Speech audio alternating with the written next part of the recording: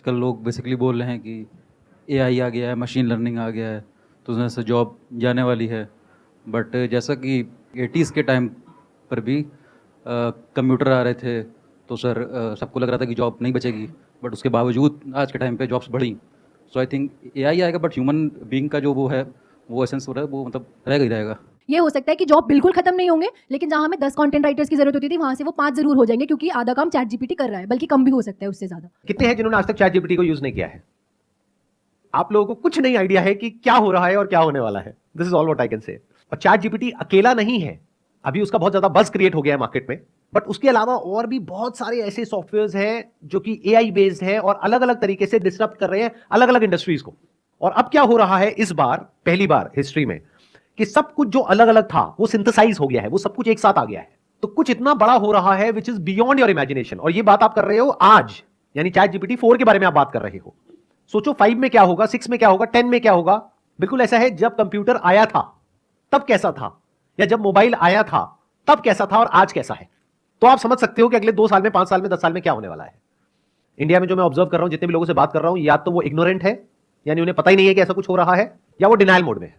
आपके साथ में कुछ इंटरेस्टिंग डेटा शेयर करता हूं, उससे हो सकता है थोड़ा सा दिमाग खुलेगा और आप लोगों को समझ आएगा कि दुनिया अब किस डायरेक्शन में भाग रही है। चैट जीपीटी के बारे में किसी को पता है कि कितने इंप्लॉइज हैं उस कंपनी में? एनीबडी जिसको आइडिया हो? किसी को नहीं पता। उस कंपनी में आज से 1 साल पहले थे 200 इंप्लॉइज, आज है सिर्फ 400 इंप्लॉइज। तो आप सोच करके देखो, एक ऐसी कंपनी जहां पे सिर्फ 200 इंप्लॉइज हैं, उन्होंने कुछ ऐसा क्रिएट कर दिया जो वो कंपनी क्रिएट नहीं कर पाई, जहां पे लाखों इंप्लॉइज हैं। तो इंप्लॉइज की जरूरत कहां है कुछ भी बड़ा क्रिएट करने के लिए। और इस बार में और पिछली बार में फर्क यह है कि जब भी कोई टेक्नोलॉजिकल डेवलपमेंट हुआ है, चाहे वो मशीनरी हो, फिर चाहे वो न्यूक्लियर वेपन्स हो, उस सब में लोगों ने काम किया है और फिर वो आगे डेवलप हुई है टेक्नोलॉजी। इस बार फर्क यह है कि एआई को हमने डेवलप किया, अब एआई को डेवलप कर रही है। यह बात समझनी बहुत जरूरी है। आर्टिफिशियल इंटेलिजेंस है, वो इतनी इंटेलिजेंट होती चली जा रही है कि वो खुद सीख पा रही है, खुद समझ पा रही है, और उसमें से रोज नई नई कैपेबिलिटीज इमर्ज हो रही हैं। This is exponential growth, much faster than thought.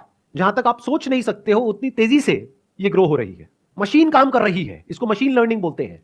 Machine को पहले हम ट्रेन करते हैं, फिर उस मशीन को जितना हम यूज करते हैं वो मशीन और ट्रेन होती चली जाती है। एआई के जितने भी एक्सपर्ट्स हैं आज की डेट में, उन्होंने आज से 10-20 साल पहले प्रेडिक्ट किया था कि जैसे जैसे एआई डेवलप होगा तो सबसे पहले जो जॉब्स जाएंगी वो जाएंगी ब्लू कॉलर जॉब्स, यानी कि वो लोग जो बहुत ही बेसिक लेवल का मैकेनिकल काम करते हैं, लेबर वर्क करते हैं, ड्राइविंग करते हैं, ये करते हैं, वो करते हैं, रोबोटिक्स आएगा और वो वाली जॉब चली जाएंगी। ऐसा हमने मूवीज में भी देखा है, साईफाई मूवीज में।